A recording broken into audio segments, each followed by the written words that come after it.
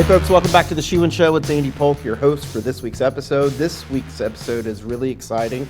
Obviously, every Monday, new episodes drop. Shoeandshow.com is a full catalog of more than 400 episodes. Hope you'll go back and take a listen.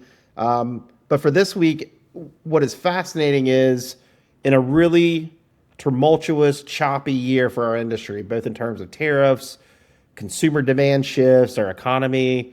Not really even sure where it is. Is it up? Is it down? I guess it depends on the segment you're in, your category, your channel. But our industry has really been through it this year. One of the bright spots for me in particular this year, in between all the tariff calls, is innovation.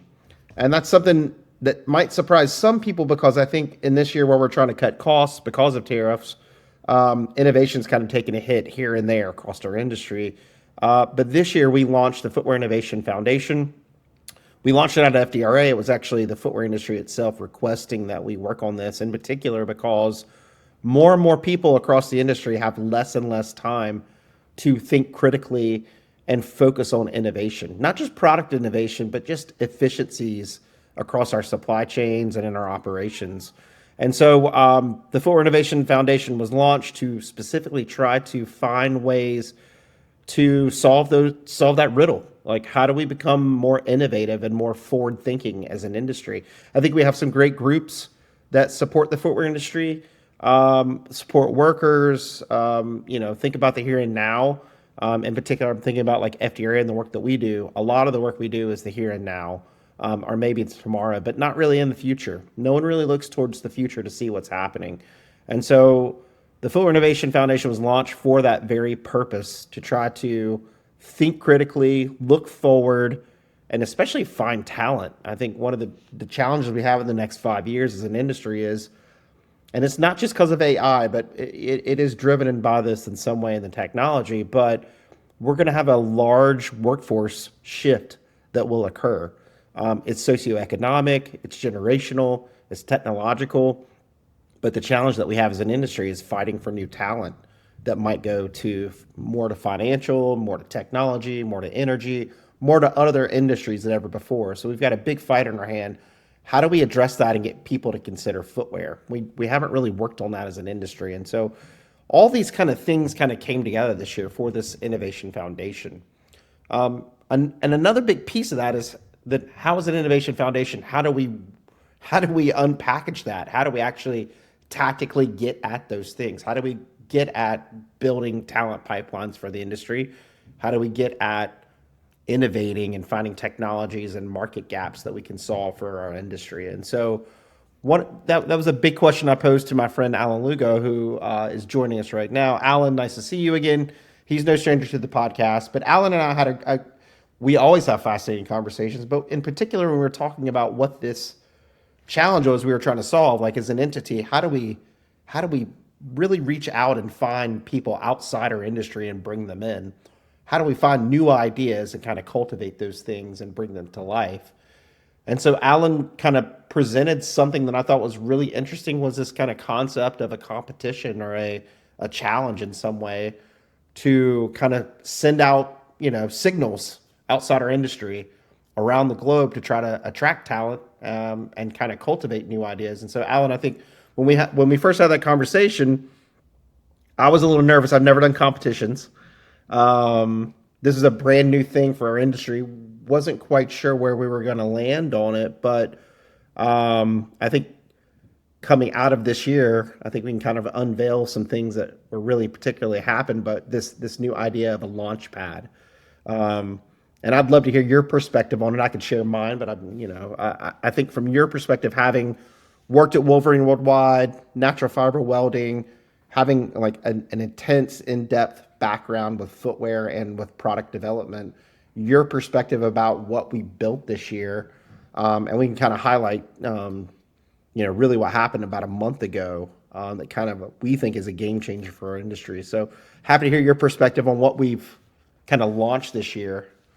Yeah, Andy, I mean, when you were talking about this idea, I guess beginning of the year now, I was like, yeah, this is a great idea. But what we were talking about was like, well, it isn't exactly a competition, and it isn't exactly like a Shark Tank thing. It's something in between, and we were chewing on that for a minute. And And like I said, we'll get to this in a little bit, I'm sure. But we said, hey, I know a great colleague of mine, partner of mine, we should bring into this that does this kind of thing outside of the footwear industry, because this is a challenge that is existing in other places.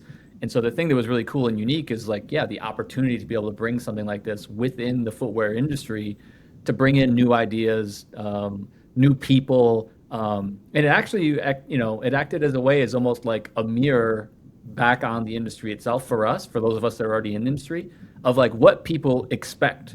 Like what do they expect the footwear industry to be able to do with ideas? What do they expect them to be able to do with, people with new concepts and different backgrounds? And so it has been a really great experience, and I think it's turned out. I think we were confident that this was the right idea, but I think even now we're even more like confident that we went down the right path. Yeah. So the idea, in essence, was a competition, but it was not a design competition, right? Like we always have to point that out. There's plenty of great design competitions, but those always end in someone winning prize money. They put it on their CV, and then people move on.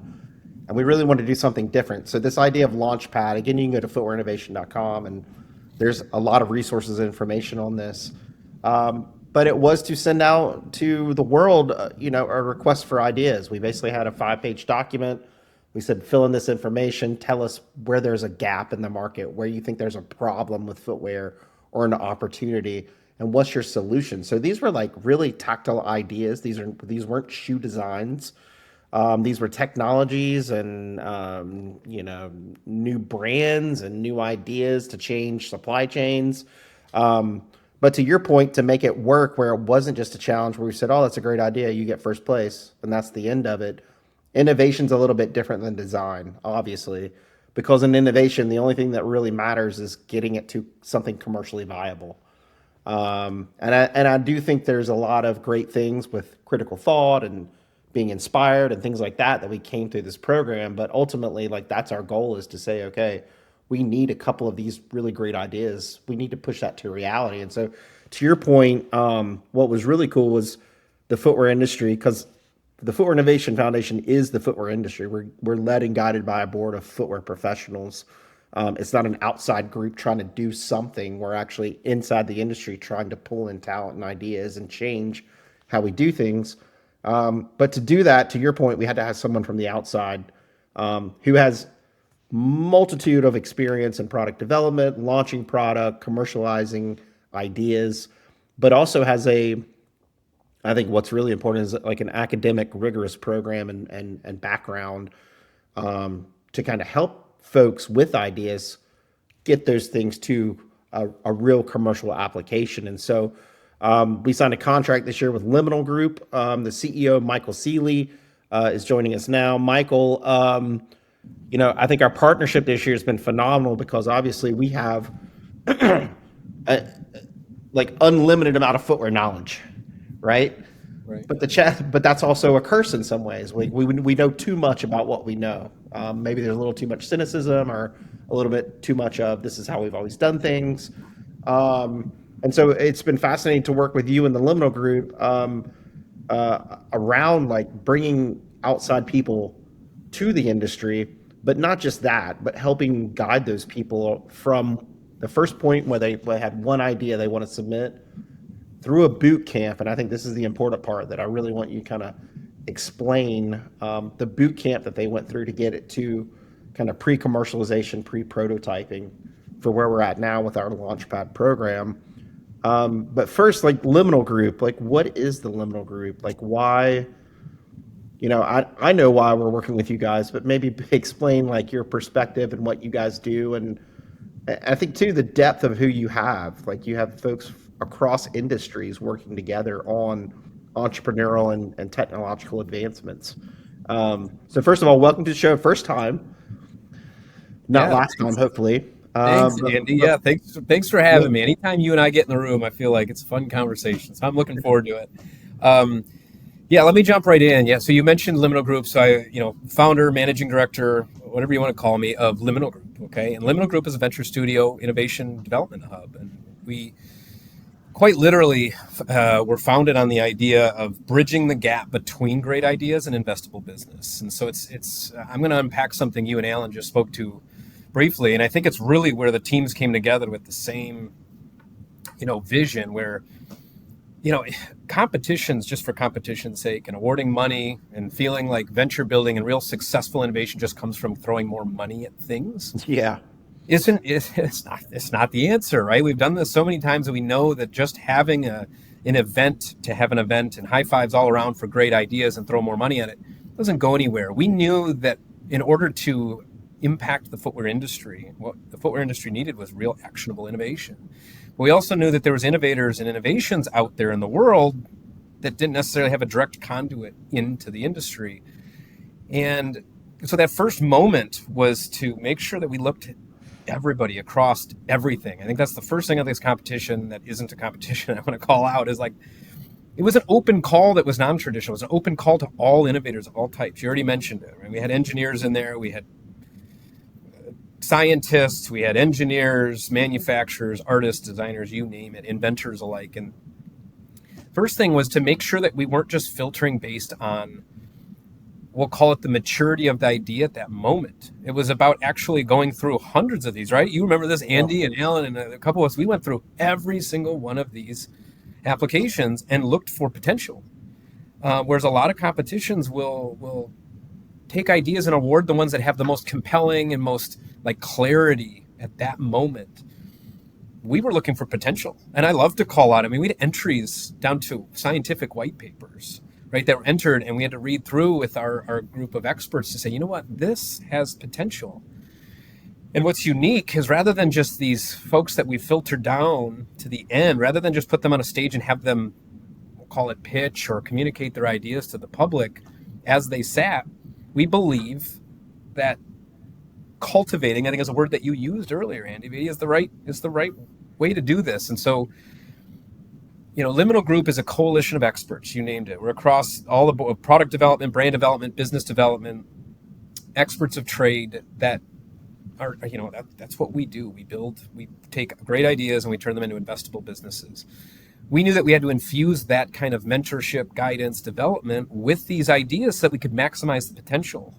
And that this quote unquote, pitch event that we had in Detroit, which was fantastic, was more or less just a starting point. It was a more or less, we had to get some of these high potential, innovators and innovations in front of the industry at a certain level of clarity where a conversation could be had, a tangible conversation of what can we do with it, whether that's a business partnership, an investment, talent, getting jobs. There was all these fantastic success metrics. And so that's what we did, right? So we brought these mentors in and we took the top 8. So we went from hundreds to 50, this handful of 8. And we said, these are the top. And we ran them through 8 weeks of development. And that did, you mentioned a bit of curriculum, but at the same time, I think what was powerful, it wasn't just curriculum. We didn't just give a presentation and say, hey, go do this. We worked hand in hand with every one of these innovators to make sure that they as an innovator and their ideas were seen in the best light. And that is what really gave the substance and allowed the industry and those innovators to have clarity around what was happening. Well, I think so. So again, this program is called the Footwear Launchpad. This was the first year of doing it. We had 200 applications from around the world. To Michael's point, we sat for hours and hours reading through all these applications. We filtered them down. It took a lot of work. We had what we thought were 50 really good ideas, and then we narrowed them down to 8 really great ideas. And I would say, from the point when you guys had the boot camp starting, so I saw those initial ideas, and again, some of them were just written out on a Word document. There was no PowerPoint presentation. There was no idea that this could be a business or anything. It's just somebody said, this is something completely missing in footwear, or something that footwear just doesn't do very well at all that I could solve. And then having this pitch event, it was a PLC Detroit. So Dr. Dwayne Edwards opened his doors for us, hosted us. We were able to fly in all these 8 top innovators to break bread together, talk about footwear, talk about innovation, and then allow them to pitch the industry. And some of the, I'll just kind of give some really interesting feedback. One of the sponsors said that it was very inspiring, that the Launchpad project is in existence and will continue to bolster the footwear community. It provided fresh eyes and new ways of thinking that are direly needed. It was quite inspiring. I think you and all involved have started a great program here, and I truly look forward to the next go at this. So that was a footwear company that had sponsored this, attended the event, heard from these participants, their pitches. And then even from the, this is the other thing too, Alan and Michael too, is it's not just the idea that we're cultivating, it's talent for the industry. And one participant said, I had such a life-changing experience in our 8-week boot camp, and I'm so excited for the next steps to bring something new to life. And it speaks to building those people up, building their talents up, building their idea up, but also this event that we had where we awarded first, second, and third place, which is great.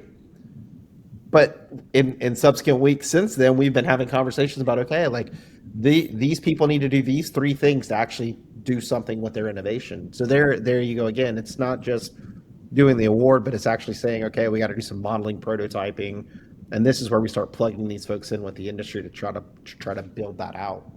Yeah, and I think I'm just going to add, I think that's what made this so unique and is continuing to hold this as being such a unique experience, because it hasn't stopped, right?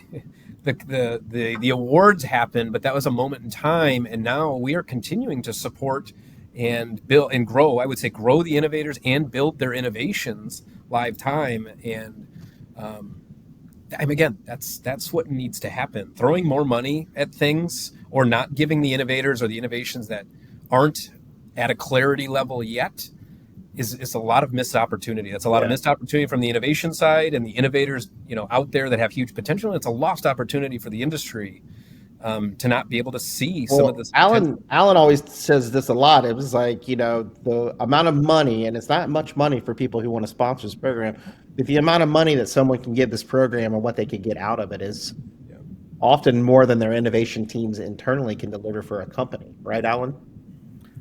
Yeah, maybe.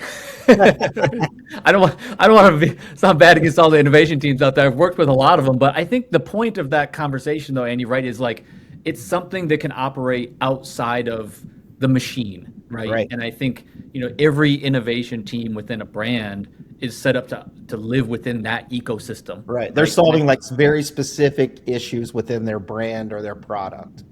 Right, exactly. And then so this is one that can come through, and it is not one idea meant for one brand, right? That I think that's the much different approach. Is like an innovation team at a brand is not looking to innovate for the industry. There's things that are like specifically important to their business, and this one is kind of meant to innovate for the industry. And so we've seen it with some of the feedback and conversations we've had that some people are kind of like, oh yeah, of the 8, these 3 they're kind of nice, but I didn't really get it. But these 3 are amazing. Like this, I can see a direct line to our business with these 3. And if you asked other brands, they would select a different 3. And so I think that diversity is what makes it unique and interesting. And that approach is what can make it really powerful for something that can exist alongside what a brand's already doing internally. Yeah, and we talked to different companies when we talk to about this, when they're learning about this, and hopefully if anybody who wants to do a call, we're happy to do one and explain it more in depth about the process, the outputs, where we're heading with this thing. But just industry access, we did put up a lot of money as prize money. It really was telling folks out there that this was a conduit into the industry. This was their opportunity to reach footwear companies. And time again, we had heard from people that they had difficulties even getting a call back, even an email back from our industry, because I think it's in part because we're so busy. But this program was really fascinating because it allowed people access, and if they had a great idea, we heard them, we gave them feedback, we gave them value. The people who didn't make the top 8, there's still some great stuff out there that we're continuing to work with those folks and say, okay, like you didn't make the top 8, it's fine. Like here's some things you need to work on, and then resubmit and keep trying to get access to the industry. But that was a big thing. And even when we tell the industry that was a big complaint, the industry just sits there and is like, yeah, I get it. Like we have a lot of calls and we have a lot of people approaching us, and we just don't have the time. And this is like a great way to filter it and kind of find that talent that we're looking for. Yeah. I think anybody so there's very well maybe going to be people who weren't in the top 8 that might see this, right? Like we're now getting to the point where we're getting some breathing room to be able Yeah. to go back and say, hey, this is the kind of person that we should introduce this one to, because I think that was a really cool thing, right? Even though somebody wasn't in the top 8, it didn't mean that their idea may not have been even as good as somebody in the top 8, right? There were specific things that we were looking for people to bring into the boot Yeah. camp, and there were some ideas that weren't in the top 8 that are kind of ready to go almost. Well, all those 42 ideas got pushed to the sponsors. So footwear companies got all 42 of those packets. So if you are in the 42, or this is the thing for future when people submit it. Like for me, I think it's great. There's a first, second, and third, but that doesn't matter to me. I think what matters more is actually saying like who's got a great idea and willing to go and grind it out and make it a reality, and we'll help you do it. And if you're not in that cohort, the top cohort, we still want to give you access, right? If we believe in your idea and we believe that you have a way of thinking that's beneficial, you're going to get access to the industry. Yeah, this year it took a little bit longer than I think we wanted to because it was the first year, and there's some bugs to work out for year 2. But I'm thrilled that people felt like they got heard. Mm-hmm. There was a lot of people who felt like they weren't being heard. And I feel like this, for our industry, for the first time, there's a connection with people on the outside that just have been knocking and not had that access. Yeah, I want to emphasize something, Andy. I think it's a really important point, especially for folks that are thinking about this. Maybe they saw it and wanted to enter, didn't have time, or even people that want to re-enter. From the outside looking in, doing this so often, these competitions and pitch events and things, emphasizing that it isn't about the prize money, right? It isn't just about getting to first place and getting cash in hand. It's like the true value, and I think the 8 that went through this now have seen, and you've seen some feedback from it, that was a lot of the value, is getting clarity and getting their ideas to a point where they are heard and they're getting access to the industry, and they're talking with, people that they never would have been able to talk to before and are still continuing to, right? I think that's another huge thing is like, as Alan mentioned, we're working, of course, with the 8, but we're also working through all of the others and how can we maximize the value outside and inside. I think, Andy Polk, you and I have talked about this two-way door all the time, right? It's this two-way door from industry to innovators and innovators to industry. And heck, let's keep it open, right? Let's keep that door swinging. Well, I think this is, to be honest with you, this is the only door that's open in that way that allows people to flow into the industry and filter it. That was a big thing. I had a conversation with some executives today, and they said, oh my gosh, like this is a great program. And we love the fact that you're doing the filtering, right? Like we don't have time to look at 200 ideas every day. But if you're filtering for us and we tell you what we're looking for, what some of our problems are, you can have a better keen eye and help filter that. Because again, for one company, it may be someone who's like, what might be on our list is number 76, but it fits for that company. And so that allows us to strategically say, okay, like this person wasn't really in our top 50, but their idea and their thinking is really fascinating for you because of your product or your channel or your consumer or whatever that is. So I think it's fascinating that, most competitions will discard that and not keep an eye on that. And I think we're just trying to build something different. And I know we constantly say that, but it is true. Like we're trying to build something different that adds value for the innovator, for the industry, for individuals, but also just what was really fun in Detroit was when these presentations happened, Alan, we had industry leaders who have been doing this for a long time inspired themselves. Like they were really, truly inspired and excited and thought about things just a little bit differently than they had in the past. And just seeing that kind of happen, I think was really fascinating from my standpoint. I don't know how you felt about it, but I was really encouraged by that.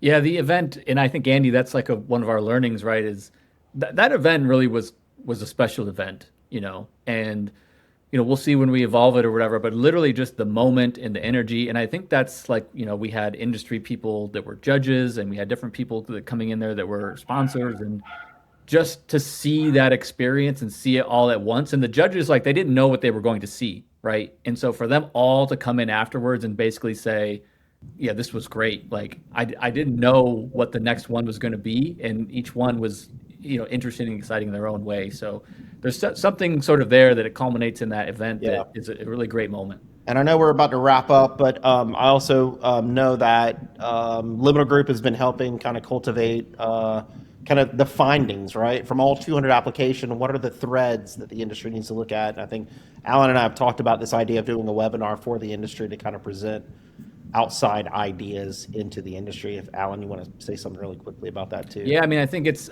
about the trend information, right? I mean, right, we can never give a presentation where we're going to talk about all these individual ideas, but what we were doing on the Liminal Group side, and Mike and I, and we worked with the team, is start to bucket like, hey, this is when you put out an open call for innovation, these are the areas that people are kind of like saying they're looking for something in.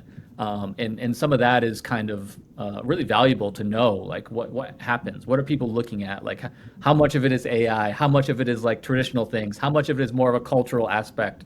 And that's going to be really interesting information. We're looking forward to sort of engaging with the industry on. Yeah, so that'll come out a few months from now. We'll see about that. But as we wrap up, I just want to, and this is just the first part of our conversation on this. I think as we go through where we are with the 8 and the other folks about how we're moving into prototyping and modeling, we'll have more conversations to unveil. But this is just to let people know this is happening in our industry. It's called Launchpad, Footwear Innovation Foundation, times Liminal Group. So it's both the footwear industry kind of facilitators and also Liminal Group and their expertise from other industries and entrepreneurship and taking technical things and putting them into supply chains and commercializing them. And again, footwearinnovation.com, you can learn more about that. If you want to do a call, if you're interested in sponsoring and getting involved and getting access to all this, we would love for you to. Please just drop me a line. But as I wrap it up on behalf, and I thank Alan and Michael for coming on today to sharing a little bit about that, I'll kind of just wrap this up from a comment Dr. Dwayne Edwards had said. His comment was, watching this first FIF Launchpad cohort bring us new concepts has been one of the more inspiring moments in our industry in years. These innovators prove that great ideas don't just come from inside footwear, they come from everywhere. The FIF, Liminal Group, and this Launchpad program are essential because they open the doors wide, invite new perspectives, and push us to evolve. If we want to build the future of footwear, we must keep this pipeline alive and continue to invest in fresh thinkers who challenge the way we've always done it. Every company should donate to keep this going. This is Dr. Dwayne Edwards, the head of PLC. And with that, I'll just leave that right there. Dwayne was a judge for this, and I think he was very impressed for the first cohort. We're excited about what's coming and what we're building with this, but we want the industry involved. The more folks we have involved, the better and larger pipeline we can build for the industry of talent and ideas. And again, thank you so much for listening. If you request more information on this program, go to footwearinnovation.com or drop me a line. Happy to talk about it. We are very excited about this because it is not a concept anymore. It's a reality. And the future of footwear is being built day by day by the Footwear Innovation Foundation, Liminal Group, and our partners. So thanks to all of them. On behalf of Shoe and Show, every Monday, new episode. Until then, Shoe In is out. Shoe In has been brought to you by the FDRA, the Footwear Industries Association focused on retail, trade, politics, and fashion, helping create and enhance conversations on all things footwear. For information about FDRA, visit fdra.org.